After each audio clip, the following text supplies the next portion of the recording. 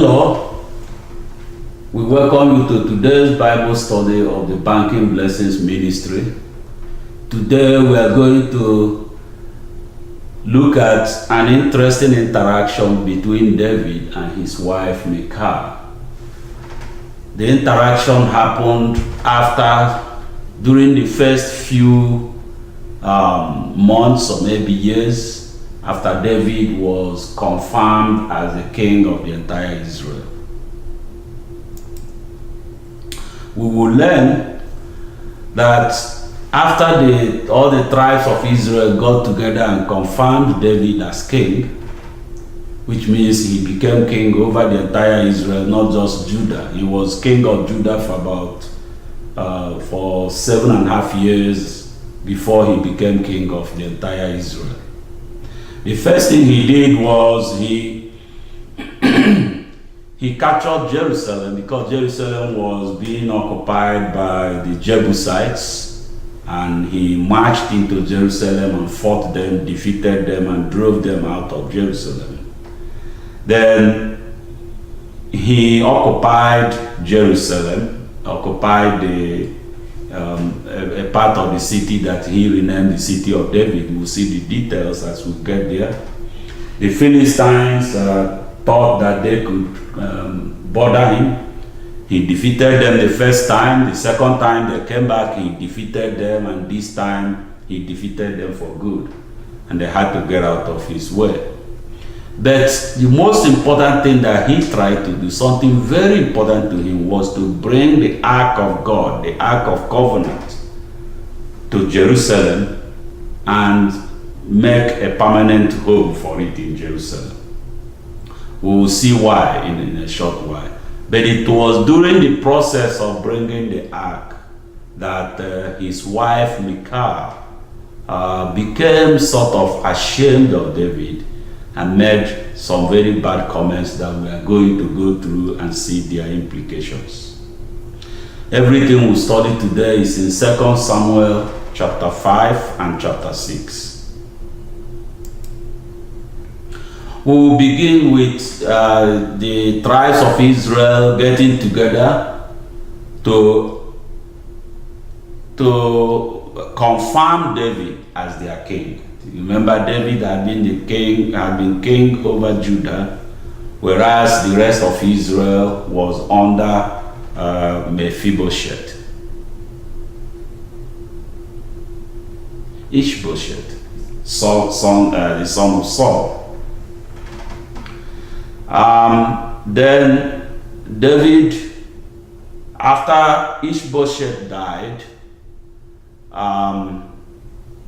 and also Saul's commander Abner had worked on helping David to bring the whole of Israel under his kingdom. But Abner died. He wasn't able to complete this. But after the death of these two people, all the tribes of Israel got together. They talked to David. They said, "Hey, you are our own flesh and blood. We are the same. You are an Israelite like us, and we know that during the time that Saul was alive, that you led us in our campaigns, in our military campaigns. Even though Saul was the king, but most of the time it was you, David, that led us. And we know that God already selected you as the king of Israel. Therefore, let us make an agreement with you so that you become our king. You'll be confirmed as our king." So he made an agreement with them, and they confirmed him as king. Let us read about this in 2 Samuel chapter 5, verses 1 through 5. 2 Samuel chapter 5, verse 1. All the tribes of Israel came to David at Hebron and said, "We are your own flesh and blood. In the past, while Saul was king over us, you were the one who led Israel on their military campaigns. And the Lord said to you, you will shepherd my people Israel, and you will become their ruler.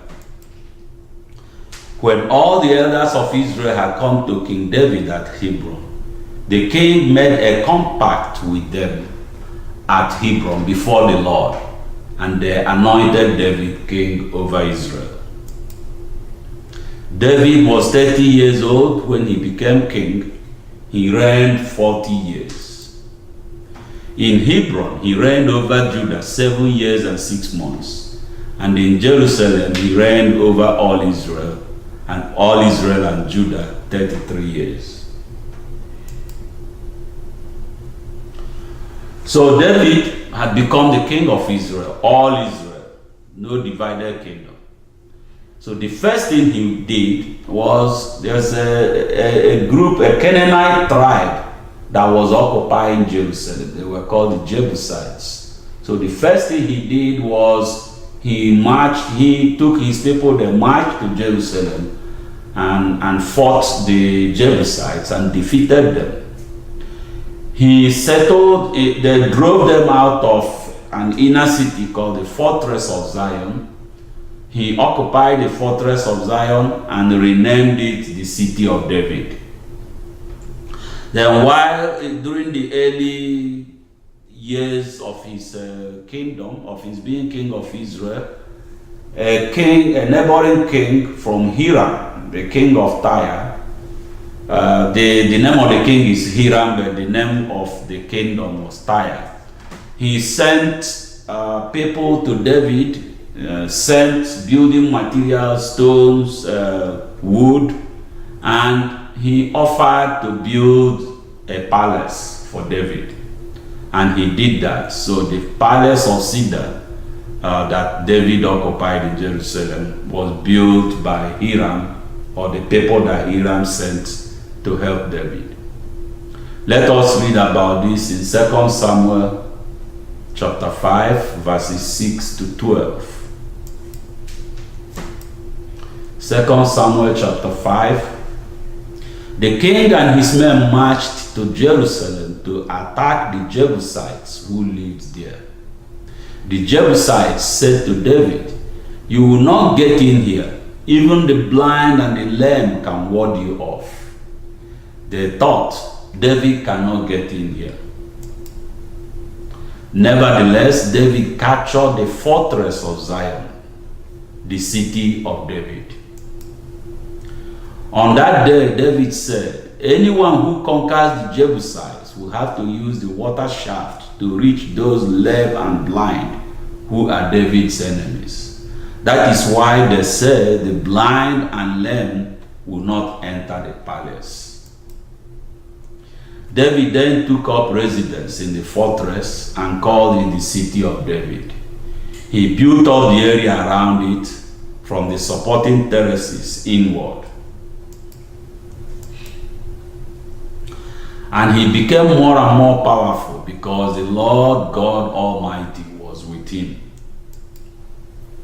Now Hiram, king of Tyre, sent messengers to David, along with cedar logs and carpenters and stonemasons, and they built a palace for David.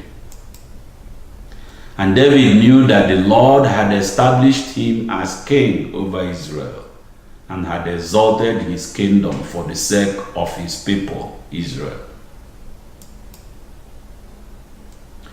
Well, the next thing that happened was the Philistines decided to go and try David. When they heard that David was king, they marched towards Jerusalem. They camped they set up to fight in the valley of Rephaim.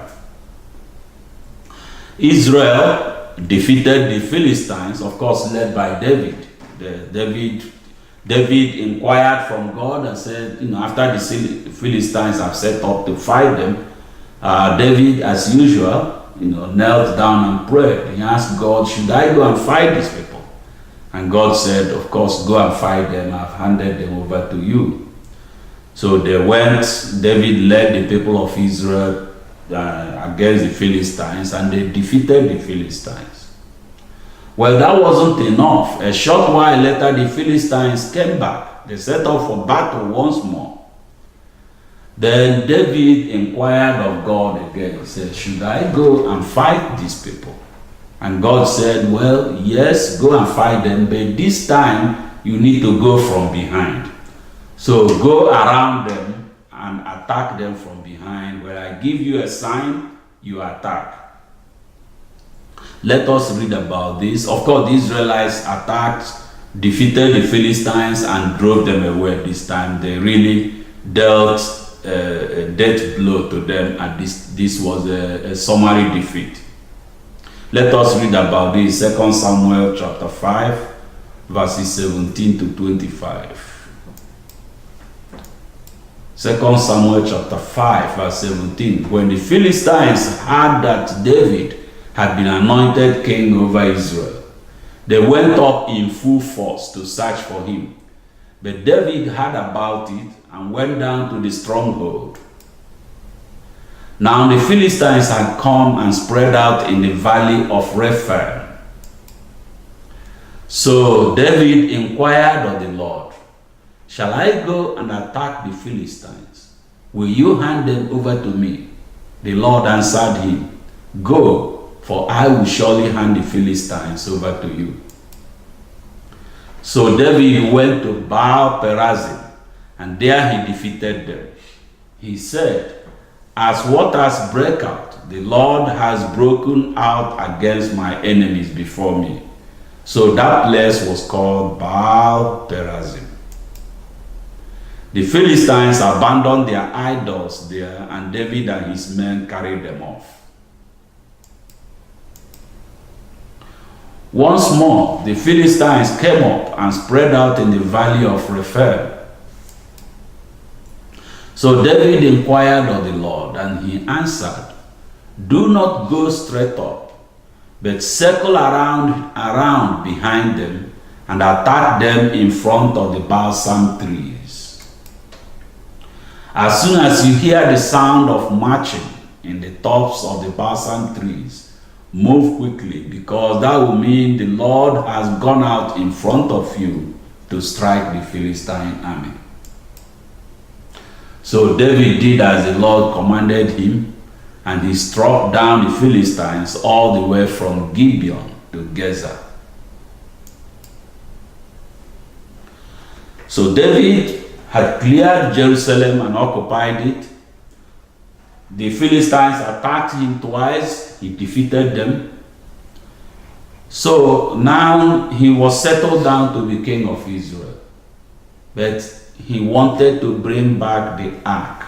The ark of God was in the home of one Abinadab on a hill. We will look at how he got there in a minute. But David took 30,000 men to escort the ark back. They celebrated as the ark, when they went there, loaded it on a cart, and then as they moved, they started celebrating. It was a very big thing for David. He planned this big celebration, he planned entertainment, because bringing the ark back to Jerusalem and giving it a permanent home was very important to him. So as the ark was being brought from the house of Abinadab, they celebrated, and the cart that was carrying the ark was guided by two children of Abinadab. One of them is named Uzzah. So as they were coming, the ox that was driving, that was pulling the cart, stumbled, and Uzzah extended his hand to touch the ark, to steady it. He didn't want it to fall. But he did something that God had told the Israelites never to do. They were not supposed to touch the ark. The ark had its own poles for carrying it, and they were not supposed to touch it. And in fact, only Levites carried the ark. So when Uzzah handled the ark, he died on the spot. The Bible said the Lord struck him and he died. So this frightened David. He was afraid of the ark. He was afraid of God. He was He didn't know what to do. Then he asked, he said, how is the ark ever going to come to me if the Lord gets so angry when somebody touches it? What are we going to do? So because he was afraid, he didn't want to take the ark to Jerusalem on that trip. He diverted it to the house of somebody called Obed-Edom. That is, it's almost the same thing that happened when they kept it in the house of Abinadab. In that case, they didn't really know where to take the ark, so they put it in the house of Abinadab on the hill. This time, they were taking it to Jerusalem, but because of the event that occurred in which somebody died as soon as, just for touching the ark, it was diverted to the house of a non-Israelite, Obed-Edom. Let us read about this in 2 Samuel chapter 6, verses 1 through 10. 2 Samuel chapter 6, verse 1. David again brought together out of Israel chosen men, 30,000 in all. He and all his men set out from Baalah of Judah to bring up from there the ark of God, which is called by the name of the Lord Almighty, who is enthroned between the cherubim that are on the ark. They set the ark of God on a new cart and brought it from the house of Abinadab, which was on the hill. Uzzah and Ahio, sons of Abinadab, were guiding the cart, the new cart. With the new cart with the ark of God on it, and Ahio was walking in front of it. David and the whole house of Israel were celebrating with all their might before the Lord, with songs and with harps, lyres, tambourines, sistrums, and cymbals. When they came to the threshing floor of Nacon, Uzzah reached out and took hold of the ark of God because the oxen stumbled. The Lord's anger burned against Uzzah because of his irreverent act. Therefore God struck him down, and he died there beside the ark of God. Then David was angry because the Lord's wrath had broken out against Uzzah. And to this day, that place is called Perez Uzzah. David was afraid of the Lord that day and said, how can the ark of the Lord ever come to me? He was not willing to take the ark of the Lord to be with him in the city of David. Instead, he took it aside to the house of Obed-Edom, the Gittite. So, the ark had been taken to the house of Obed-Edom, a non-Israelite, a Gittite they called. Because David was afraid, he didn't know what would happen. Well, Obed-Edom's household became blessed because of the ark. They got so much blessing that people went and told David, you see the amount of blessing that these people are getting because of the ark. So he realized that the ark is a source of blessing after all, and that, well, that's reaffirmed in his mind. He already knew this because that's why he wanted to bring it back. The Israelis associated the ark with God. When they were doing their return from Egypt through the wilderness, they built this ark. So each time they wanted to talk to God, they went. The ark was kept in a tent. They went to the tent.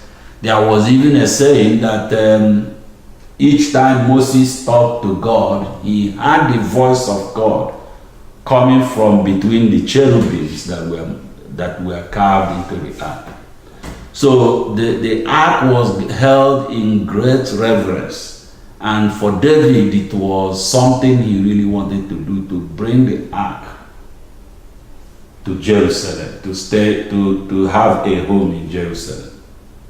So after 3 months, after the ark had been with Obed-Edom for 3 months, David gathered his people again Say, okay, this time let us go and bring the ark. So they went there, loaded it in a cart, then started coming. After they took 6 steps, David sacrificed. He worshipped God. He made a sacrifice and worshipped God in a special way before they continued. And as the ark was marching, as they were marching towards Jerusalem with the ark, the people of Israel danced, and there was a very high level of rejoicing and dancing, with music, dancing, and everybody was happy. They knew that finally the ark was coming to its place. When they got to Jerusalem, they set the ark in its place, a tent that David had constructed for it. Let us read about this, 2 Samuel chapter 6, verses 11 to 15 and 17 to 19. 2 Samuel chapter 6, verse 11. The ark of the Lord remained in the house of Obed-Edom, the Gittite, for 3 months, and the Lord blessed him and his entire household. Now King David was told, the Lord has blessed the household of Obed-Edom and everything he has because of the ark of God. So David went down and brought up the ark of God from the house of Obed-Edom to the city of David with rejoicing. When those who were carrying the ark of the Lord had taken 6 steps, he sacrificed a bull and a fattened calf. David, wearing a linen ephod, danced before the Lord with all his might, while he and the entire house of Israel brought up the ark of the Lord with shouts and the sound of trumpets. They brought the ark of the Lord and set it in its place inside the tent that David had pitched for it. And David sacrificed burnt offerings and fellowship offerings before the Lord. After he had finished sacrificing the burnt offerings and fellowship offerings, he blessed the people in the name of the Lord Almighty. Then he gave a loaf of bread, a cake of dates, and a cake of raisins to each person in the whole crowd of Israelites, both men and women, and all the people went to their homes. So there was a big celebration, and you can think about it. The first time he went with 30,000. The second time the Bible didn't tell us how many people went, but we can guess that it was the same, a similar number of people. And he had planned entertainment for all these people. That the Bible said, the Bible made a point of telling us that he gave each of them a loaf of bread, a cake of raisin, and another type of cake. All this trying to let us know the magnitude of the celebration, how important, what it meant to David that they brought the ark home. Well, this is where the interaction with Michal, which is the subject of today's Bible study, this is where it began. Remember that when the ark was coming back, David was wearing a linen ephod and was dancing exuberantly. He really enjoyed himself. They said he danced with all his might as they brought the ark. Well, his wife Michal saw him as they were entering Jerusalem. He looked out of the window and saw Israeli people dancing, and of course David dancing in the middle of them with wearing only a linen ephod. He wasn't elegantly dressed the way Michal would have liked, but he was dancing his heart out. He was dancing he was dancing with all his might. That's the way the Bible put it. His wife Michal despised him. He became ashamed of his husband because he was dancing so exuberantly, wearing only a linen ephod. So when David came back, after David had entertained the people, he went back to his house to bless his household. Then Michal insulted him. He talked to David in a very disrespectful way, saying, "Oh, you were exposing yourself to all these slave girls." And David David responded in kind. And the Bible said that Michal remained childless throughout her life. Let us read about this in 2 Samuel chapter 6, verses 16 and 20 to 23. 2 Samuel chapter 6, verse 16. As the ark of the Lord was entering the city of David, Michal, daughter of Saul, watched from a window. And when she saw King David leaping and dancing before the Lord, she despised him in her heart. Verse 20. When David returned home to bless his household, Michal, daughter of Saul, came out to meet him and said, "How the king of Israel has distinguished himself today, disrobing in the sight of the slave girls of his servants, as any vulgar fellow would." David said to Michal, "It was before the Lord who chose me rather than your father or anyone from his house when he appointed me ruler over the Lord's people Israel. I will celebrate before the Lord. I will become even more undignified than this, and I will be humiliated in my own eyes. But by these slave girls you spoke of, I will be held in honor." And Michal, daughter of Saul, had no children to the day of her death. Well, let us look back. Why did David celebrate the ark? Well, as I said, the ark did not really have a home. It was initially, a long time before this, it was under the care of Eli in the house of God. Then the Israelites went to a war with the Philistines, and things were not going well. They came back to the house of the Lord that was under Eli and took the ark.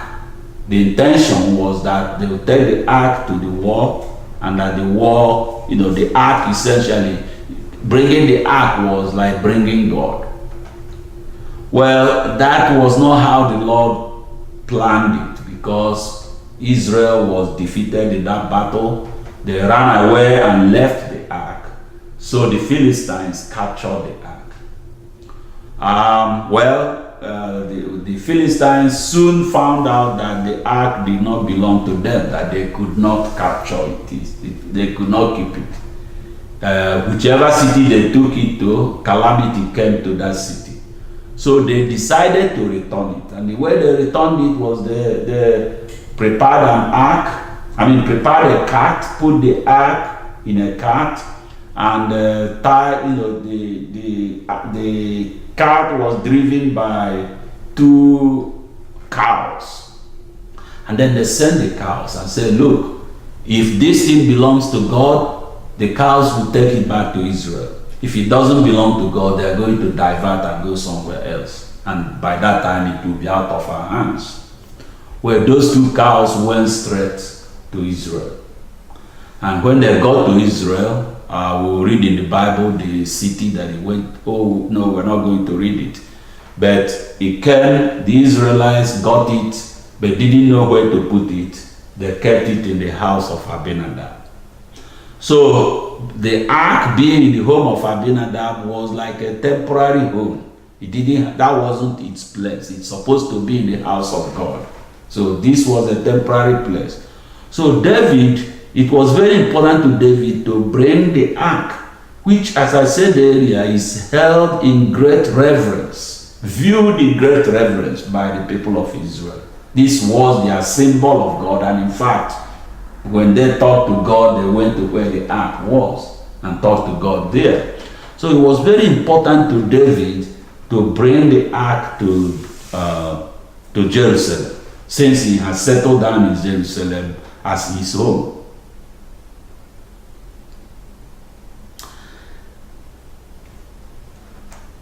The ark, just one more detail, the ark was with the Philistines for 7 months when they captured it before they sent it back to Israel. Well, David pitched a tent for the ark in the city of David, and his intention was to bring the ark and put it in this tent. It wasn't a permanent home yet, but it is the closest they can get to a permanent home. We saw how he failed in his first attempt to get the ark. They went to get it. There was a near accident on the way, and somebody that wanted to save the ark touched it the way that he was not supposed to touch it. And his touching it broke the level of reverence that the Israelis, with which the Israelis approached the ark. So he died as his punishment for touching the ark. He died right there on the spot. So this struck fear in David. He always held the ark in reverence, but at this point he was even more. He was afraid of it. He didn't know what to do. He was afraid of God. So the ark was diverted to another person's house. So the first attempt that David made to bring the ark back to Jerusalem was a failure. Then he made the second attempt. And when he failed in his first attempt, you remember him saying, "How can the ark of the Lord ever come to me?" Which was an expression of, what are we going to do? What can we do to bring this ark home? So the second attempt he made was an attempt again to do something that is very important to him, something that meant so much. He always is somebody that worshiped God a lot and worshiped God with all his heart. And it was with the same kind of interest that he wanted to bring the ark home. So when the second attempt succeeded, when he was successful in bringing the ark, you could see that for him it was a major accomplishment. It was a big thing. He had planned a big celebration, both the first time and the second time. He had planned a big celebration, big entertainment for the whole of Israel, essentially. So when he saw that the second attempt was being successful, he danced and worshipped God to celebrate bringing the ark back. That's how important this was to him. He wanted the ark in Jerusalem, but he was afraid.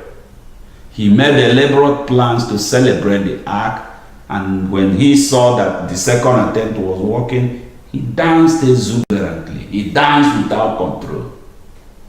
He celebrated without control.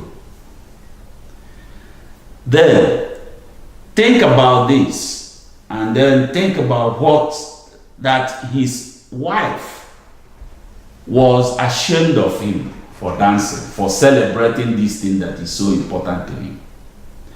Then it's not only that she was privately ashamed of him, but she actually came out in the open and insulted David and said, look at how you exposed yourself to all these slave girls. That's all that was important to him. He felt that David dancing to the Lord was something undignified, something to be ashamed of. What if this wife, Michal, knew how important this was to David?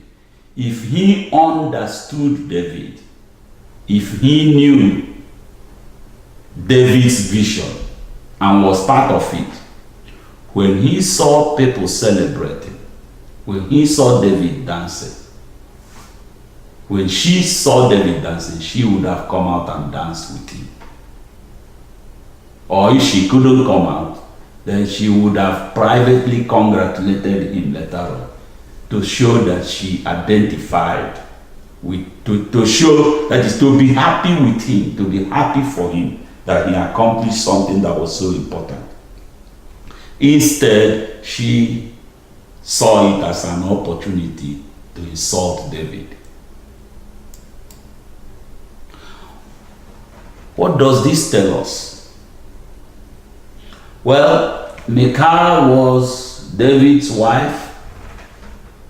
In other words, she was David's important, closest ally, in fact.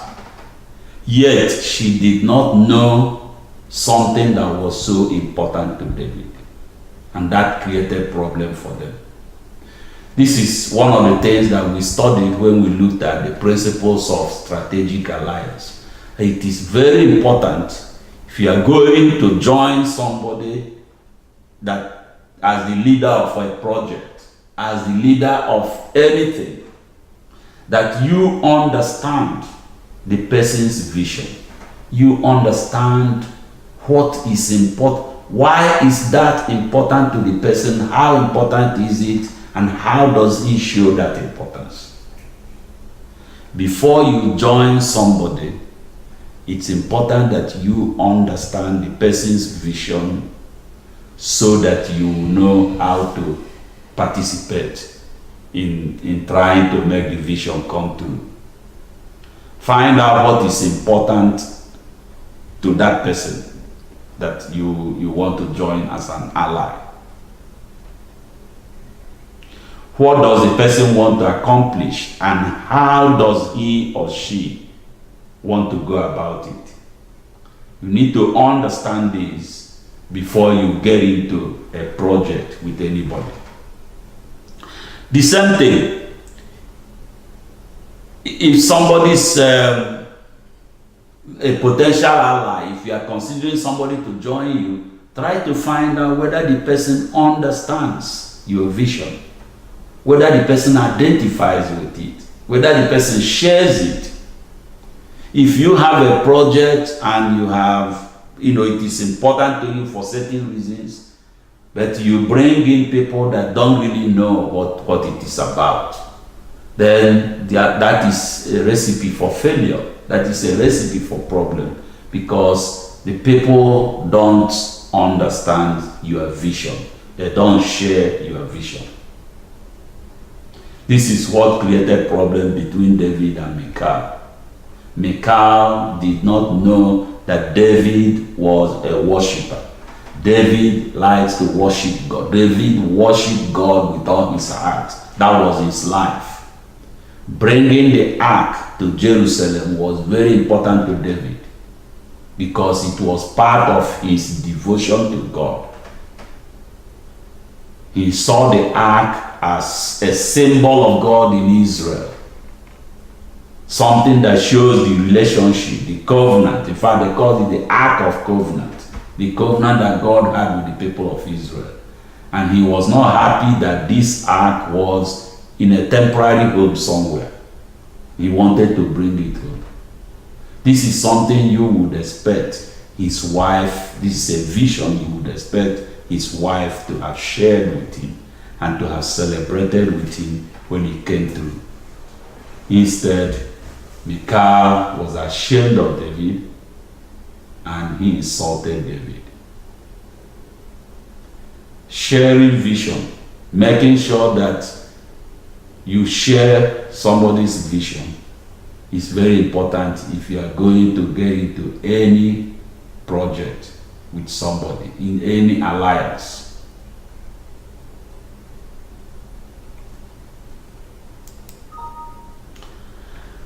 And that is the end of our Bible study today.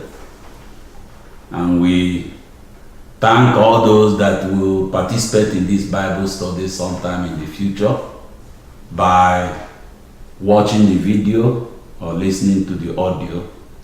And we hope that what you learn from this Bible study will make a positive impact on your life.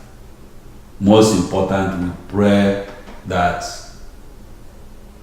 this Bible study will help you move closer to God's purpose for your life. Thank you, and God bless you.